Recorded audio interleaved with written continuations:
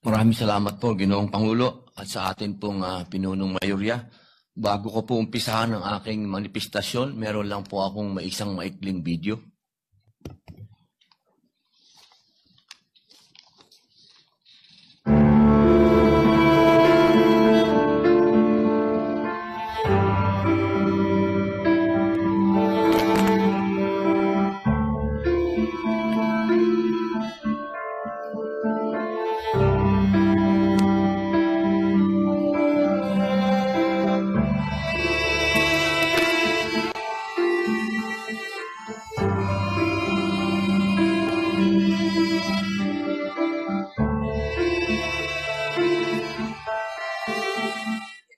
Acting on an arrest warrant issued by the International Criminal Court. Now, the ICC alleges Duterte committed crimes against humanity in his brutal crackdown on drugs that killed. I have seen him, and he's okay, but he's so pale, skin and bones. Former president's team sought an indefinite suspension, stating that Duterte is supposedly not fit to stand trial.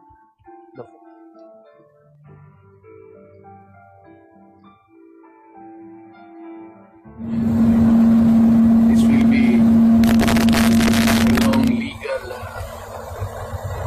proceedings. I say to you, I will continue to serve my country at so be it. Ganun na. This is illegal. Salamat.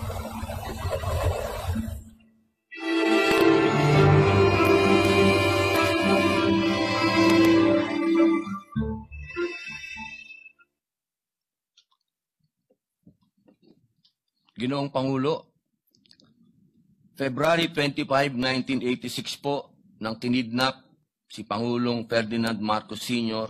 mula sa Pilipinas patungong Hawaii. Kasabay po ito ng People Power.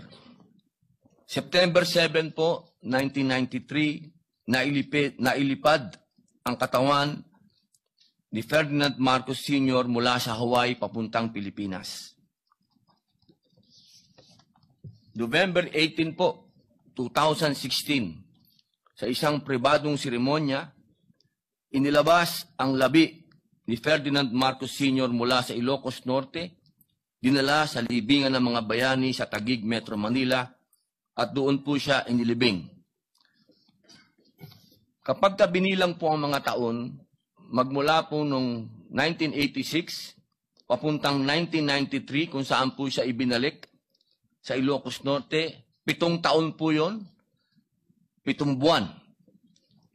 At noong naman siya po ay nailibing, 2 taon, 23 taon. Ang suma total po, ang ating pong kababayan, ang Pilipinas po ay naghinagpis ng mahigit na 30 taon. Sa ating pong kasaysayan, nakita na po natin ang mapait na halimbawa ng pagkakawalay ng isang dating Pangulo sa sariling pamilya at bayan.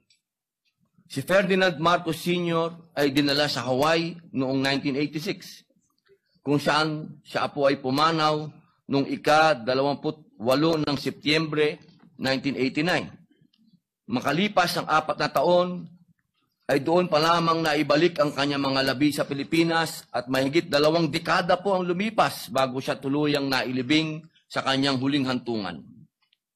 Isang sugat po ito na iniwan sa ating kaisipan at kasaysayan. Ngayon po, mga mahal kong kasama, nasa atin po ang pagkakataon. Ang ika-20 Kongreso ay may kapangyarihan at pananagutan na putulin ang ganitong siklo.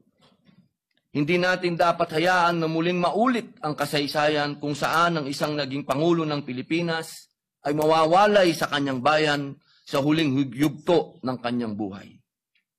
Ginoong Pangulo, ang pagbabalik po kay dating Pangulong Duterte ay hindi maituturing na isang simpleng usapin.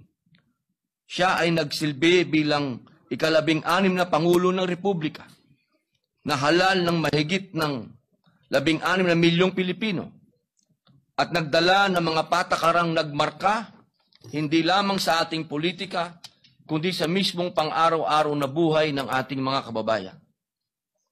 Maaari po, magkakaiba tayo ng pananaw tungkol sa kanyang mga pulisiya, lalo na po sa kanyang kampanya laban sa illegal na droga at sa kanyang estilo ng pamamahala. He ruled with an iron fist, ika nga.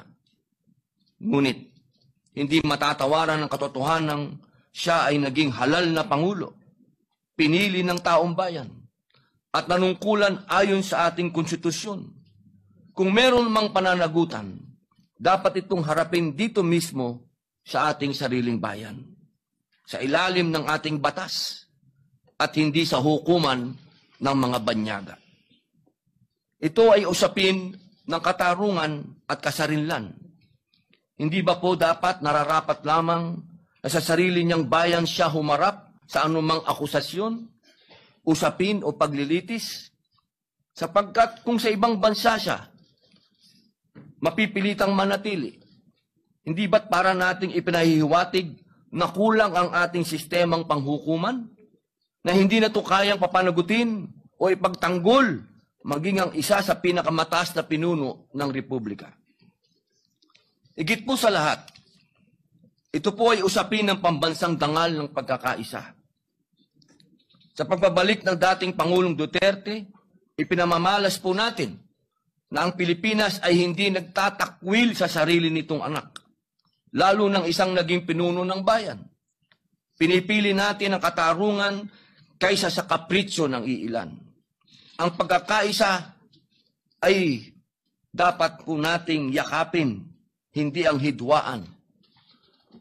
Huwag nating kalimutan ang matinding sigalot na pinagdaanan ng isang pamilya upang maiuwi ang kanilang ama.